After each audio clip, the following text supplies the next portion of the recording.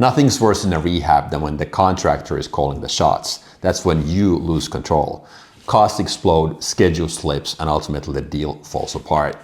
I've lived this for 20 plus years, and it almost broke me. That's why I also built a system that shows me right away if a sub is worth hiring. It's called a contractor scorecard. And now, during this video, you can actually get that scorecard for free. Just click the link down below.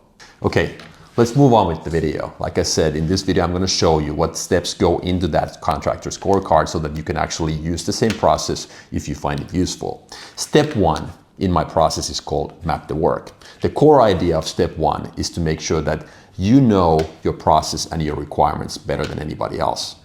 Start by doing this. Draw a straight line from start to finish. And then map every single dependency that goes into your project.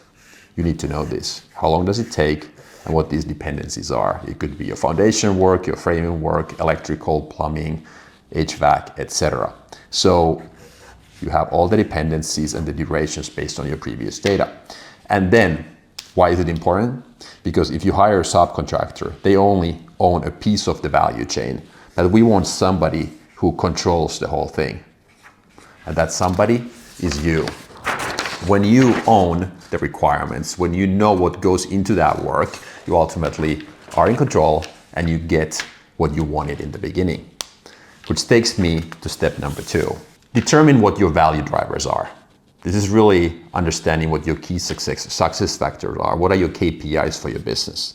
And for me, I have three. I have a cost, I have a quality, and time. These are my triangles, okay?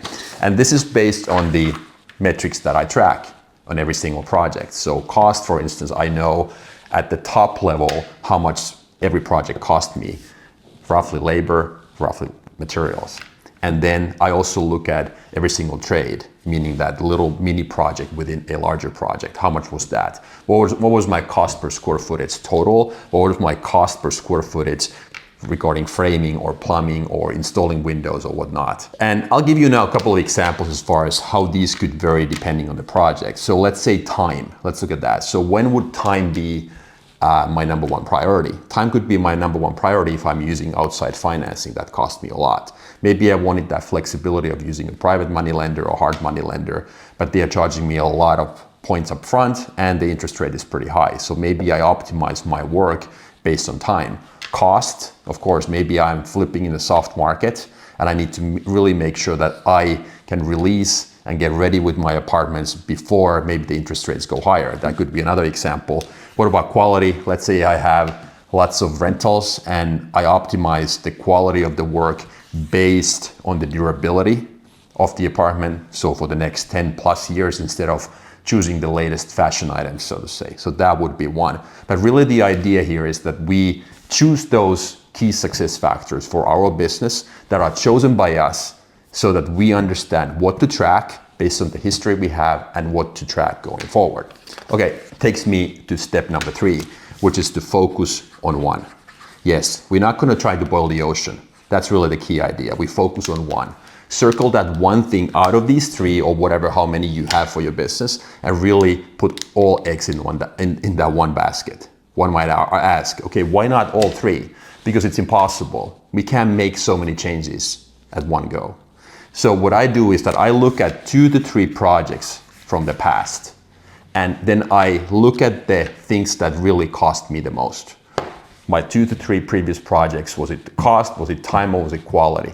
And then I make sure that I communicate everything around that one focus area to all the subcontractors, all the people who are part of that project, okay? And it has to happen beforehand. That's why we map the work before, at the outset, so to say, and then we communicate that clearly to everybody. But the idea is to focus on one. Maybe it's time in this project, and every single activity gets fine-tuned and streamlined around that one thing. Okay, step number 4. Now we're actually looking at how to get the best people to work for your project.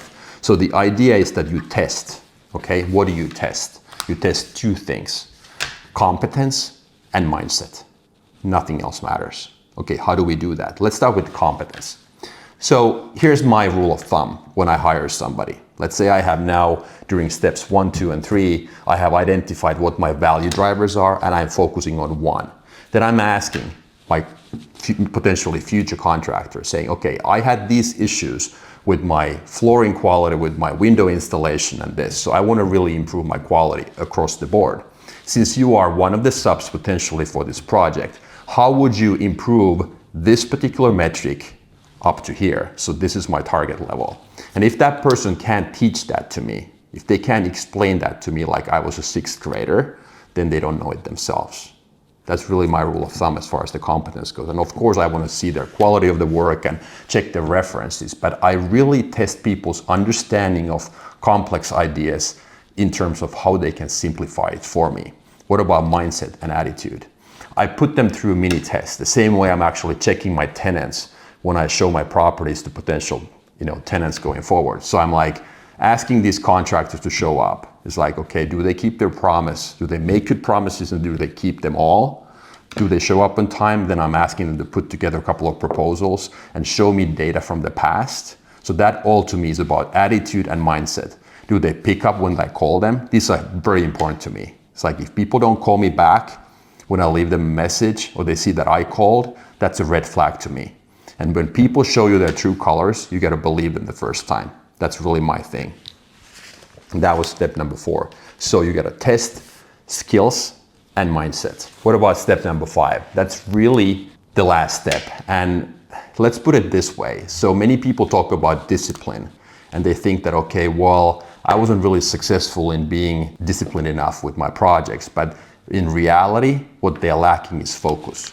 And what we did during the first 4 steps was that we actually were able to nail down our targets and our requirements for the project really well. And we're just focusing on one thing. We're not trying to boil the ocean.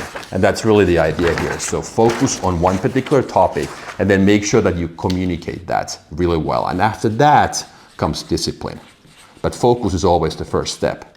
Because when you can clearly communicate to your subs what you want, it's a fair game. These people can actually give you a lump sum proposals and they are not working on an hourly basis because then they don't really have an incentive if they are hourly employees. So I always want to make sure that I have mini projects that are well defined so that people can really give me accurate bids and it's a fair game. We have a bonus structure built into that. But step 5 is really to make sure that we execute the things consistently, not just for one particular project, but across the board. That's really how I want to do it. Okay.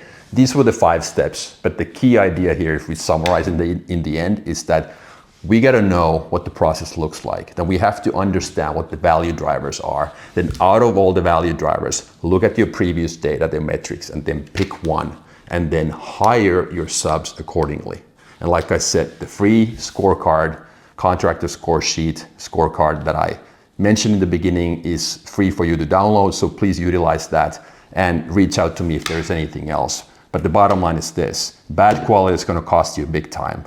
Cost overruns, they're going to kill your project. Same thing with schedule slippages. So if we want to make sure that we stay in this game, which sometimes is the ultimate goal, just to make sure that we stay in the game, we never quit, and one way or the other we will find out how to make money and be successful in the end. So then we have to have a system that we fall back on so that we can execute it in a systematic way. So make sure you follow a structure. I just highlighted one, and like I said, feel free to copy it if it's useful, and the link is down below. So that's all I had for today. I hope you enjoyed the video, and I'll talk to you again in the next one.